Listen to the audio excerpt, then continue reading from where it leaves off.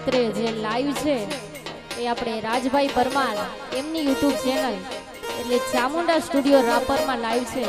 અને ભાઈની ફરમાઈશ છે અને માં ચામુંડને યાદ કરવા છે ત્યારે કૃપાવાન કુળની દેવી રે કૃપા મારે કેવડી તારી રે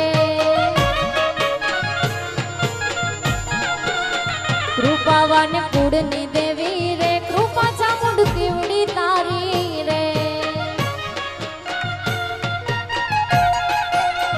જ્યારે જાને તને પોકારી રે વેડી આવી વેડિયા વાડી રે